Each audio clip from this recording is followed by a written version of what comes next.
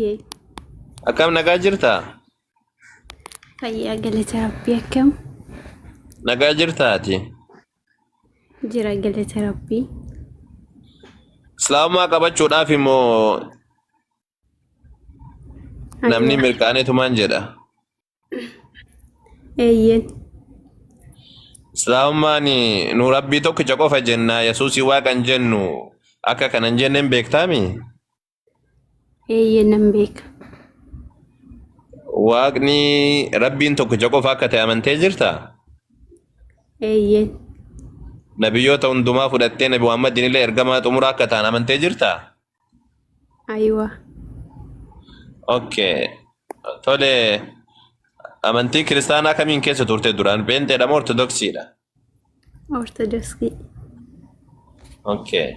Namatu si sobee islaamaa qabadhu siin jedhe moo ufumaa kan keetti dhageeffattee siif galeeti moo namatu takka bakka wamata yaa ta'uti wayin si sobee birriidhaan haa ta'u akka kiristaanotatu jedha yeroo baay'ee dhiiraaf jecha deemtee birriif jecha deemtee wama jedhani waan ta'eefi waan kana ibsuun dirqama waan ta'u jecha dubbanna. Waan akkasiiti moo akkamitti ati ufumaa kan keetti hubattee qabachuu jirta? Ani ofuma kiyya amaniitiin bakka waan hunda adda baafadhee amanuu jira ammaanii erganii dhaggeeffachuu qabee waa'ee islaamummaa waggaa lama akkas lakkoofsiseetiin jira garuu har'ammoo fudhachuuf Alhamdulillah. Okay. rifeensa duwwaan jira amma. Wama ofirra kaayiti rifeensa kan kee qofa dhokfadhuuti yeroo takka shaada waan biraatiif miti wanni ijoollee viidiyoo baafnu tokko akka uummanni kijiban akka hin jenneefi lammaffaadha ammoo bakka jirtutti jechuudha maatii nu biratti shaadaa qabachuu kan keedha namni akka beekuufi malee waan biraatiif miti. Ashhadu Ashhadu an laa ilaaha an laa ilaaha illa Allah illallah wa ashhadu wa ashhadu anna Muhammadan anna Muhammadan abdullahi abdullahi wa rasuluhu rasuluh wa anna wa anna Isa Isa abdullahi abdullahi wa rasuluhu. rasuluh wa rasuluh Ani ragaan baha ani ragaan baha kan haqaan gabbaramu kana kan gabbaramu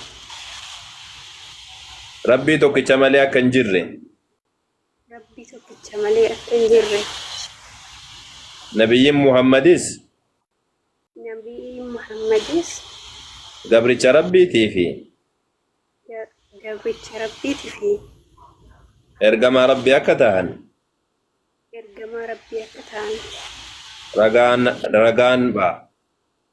ragaan hin ba'a. Isaanis Isaanis yookaan Yesuus Kiristoos yookiin Yesuus Kiristoos ergamaa rabbiitii fi ergamaa rabbiitii fi gabricha rabbii akka ta'e gabricha rabbii akka ta'e ragaa nan baha. ragaa nan ba'a. Inni waaqa miti. Inni waaqa miti. Waaqnis isaan arganne. Waan isa arganne. Waaqnis isa hin arganne. Waanis isa hin arganne. Inni uumamaadha. Inni uumamaadha. Uumaadhaa miti. Uumaadhaa miti. Guutummaa waaqummaa eewa. Guutummaa waaqummaa namummaa Kiristoos keessa jira kan jiru sanii. Isa kana wal qabateeti maal jechuudha jechi kun? Jechi kun maal jechuudha sadarkaa lammaffaa irratti? Guutummaa waaqummaa namummaa Kiristoos keessa jira jechuun maal jechuudha? Waaqatu keessa jira jechuuf waaqni garaa Kiristoos keessa jira jechuudhaaf waaqni garaa namaa keessa hin seenu. Yesuus Kiristoos waa nyaata waa dhugaa fincaantu keessa jira akkasumallee sagaraan illee keessa jira. Kun eenyullee waaqachuu hin danda'u. Maaliif jennaan namni waa nyaatu namni waa dhugu jiru duniyaa kanarratti nyaataaf dhugaatiin jiru duniyaa kanarratti tokko kun gara fincaanii deema kun ammoo gara sagaraa deema kun dhiigata waaqayyo ammoo garaa kana keessa seenee taa'e jechuun hin ulfaata hin danda'amu lammaffaadha waaqayyo keessa jira jedhan inni hoo maal jechuudha inni maalidha Yesuus maal ta'e jenna waaqayyo isa keessa seene Yesuus nama ta'e waaqayyo isa keessa seene yoo jedhan kunillee rakkoo gaafa du'e eenyutu du'e Yesuus du'e waaqayyo ammoo kan biraati waaqayyo kaminni Yesuus kamin kunillee gaafa biraati hin hubatamu jechuun waan hin hubatamne jechuudha. Sigaltee kanaaf nuti jecha Phaawulos san raasamatti dhiifnee waan biraa deemnuuf isa kana. Waan hin hubatamne illeedha barsiisee Yesuus illee miti. Waan inni barattoota dhiisee biraa deeme illee miti. Kun waan warra waaqa tolfamaa biraa dhufe. Waaqni warra waaqa tolfamaa waaqessutu duraan ture zamana duraanii keessa. Bakka Phaawulos waatti guddate sanfaa fakkeenya warra Giriikii bira, warra Roomaa bira, warri waaqa tolfamaa waaqessan yaada kana yaadaatiin turan. Yaada santu dhufeetiin waaqayyotu nama keessa qubata wantoota garagaraa kan jedhan kuni warra waaqa tolfamaa waaqessutu akkana yaada hagam maallee jiran fakkeenya warra hindoozimii yoo fudhatte waaqatu sa'a keessa qubatee jedhan waaqni dhufeetiin sa'a keessa buufatee jedhan sa'aaf sagadan sangaadhaaf sagadan sangaarra barakaa barbaadan sa'arra barakaa barbaadan sigaltee yaada duraan warra waaqa tolfamaa keessa turetu dhufeetiin wannaa keessa galee waan Yesuus hin barsiifne keessa seenee jechuudha.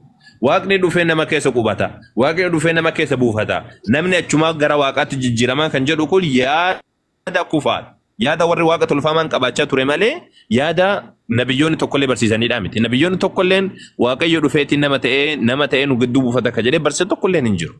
Tokkolleen hin jiru. Rabbiin subhaanahu wa ta'ala nama hin ta'u hin fakkaatullee uumama tokkollee hin fakkaatu Rabbiin subhaanahu wa ta'ala. Nabiyyiin tokkolleen ka waan kana barsiisee hin jiru. Phaawulos ammoo eessaa fuudhanii barsiisan obbo Phaawulos kan jedhu suni gaafiidha sun. Gaafiidha alaa kullaalin kanaaf hin fudhanni siin jechumaaf. Okay. Isa Phaawulos. Eeyyo.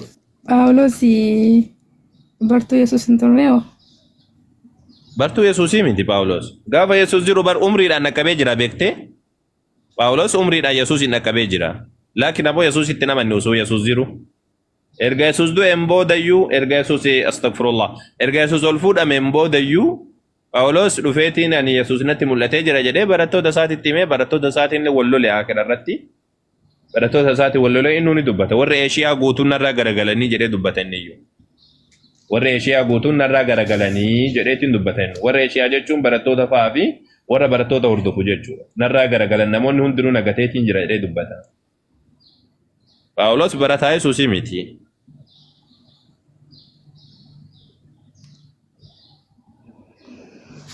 Tole. Galatuma. Okay. Commenti bareeda barreessaa billahi alaikum. Aya. Masii jirtaa? Daqiiqaa 4 qaba.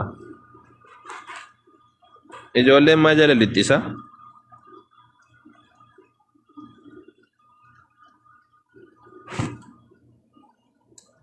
إلهنا يا إلهنا دقيقة أنا بلا شك وأقرسيسو بربادي مجتيري فواي حجي قافتو بايبل الرا حجي قرسو بربادي يو كفرتاتي بايبل حج بايبل وانجد إن أول بيت وضع للناس للذي ببكة مبارك وهدى للعالمين كجد بايبل سنرجع تكون هيبرو بايبل لا جل أوكي هيبرو بايبل فدوبا ديبنا chapterin ساميكا chapterin فارفنا بقولنا سديتني أفور لكوس جارتي مال جدي كايا أول ميتي كوسي تكون مع ميتي كومت nama shaadaa qabatu jira.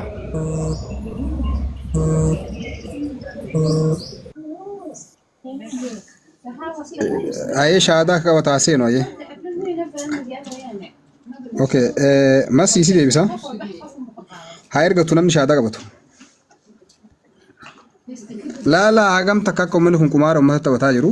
Kuni kasin argaa jirtan kitaaba macaafa faarfannaa boqonnaa 84 kan lakkoofsa 6ti.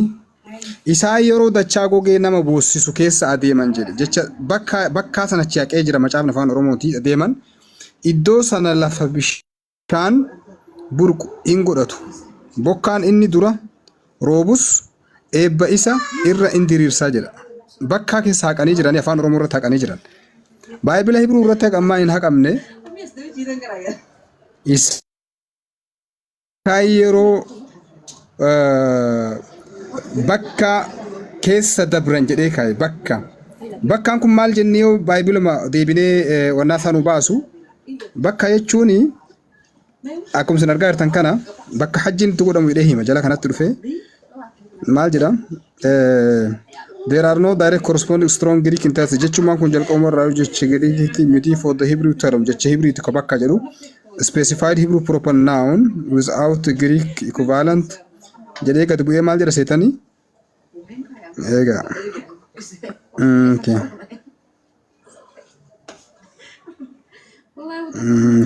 argitanii amma laala jechi kun jecha kana baayibila kee jechi akkanaa kuni warri kiristaanaan fayyadamu jechi kun hajji jechuudha laala afaan arabiffatti deebisna egaa jechuma kana koppii godha soosna agartan translate ormaan goona koppii yookaan ammoo asumatti translate yoo danda'amin godha koppii godhee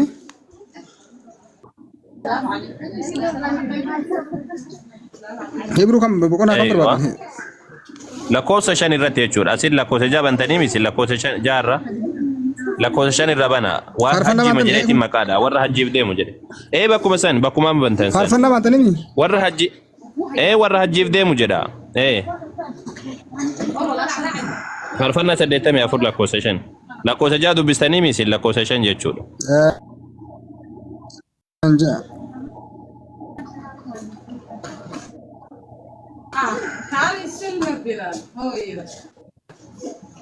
lakkoofsa 84 lakkoofsi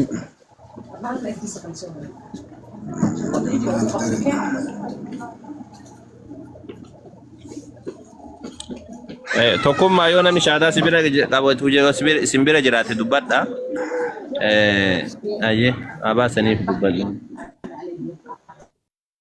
ayyee akkana qaba macaafuma qaba as they pass through bless us strengths Hebrew basure macaaf Hebrew tanini Hebrew miti ingilifuma qaba ingilifuma qaba jalisaatuma blessed are those who strength is in you and whose heads are set of kun asirratti leere war hajji deeme pilgrimage jechuun isuma wannaadha hajji jechuudha hajji jechuun warra hajjiidhaaf deeman jechuudha afaan oromootii kaamina agartani warra hajjiidhaaf deeman jedhaayu mee guutuma isaa koppii godhame guutuma isaa warra hajjiif deeman jedheetuma isinii hiika pilgrimage to Makkah ja masane hajji jedhe argu jirtanii miti isaa mul'atu sagaleen amma hin dhagam baayibila kiristaanaatu jechaa jira ijoollee ka qalbii isaanii hajji irratti kaa'ame jedha qalbii isaanii hajji keessatti kaa'atanii kan deeman jechuudha hajji jedheetumanii kasinii galtee pilgrimage jechuun akkas warra gara hajjiidhaa deeman jedheetuman dubbata isaan ammoo bakka tana tashaataa qabattu mee nama shaataa qabata shaataa qabsaaf taasa okay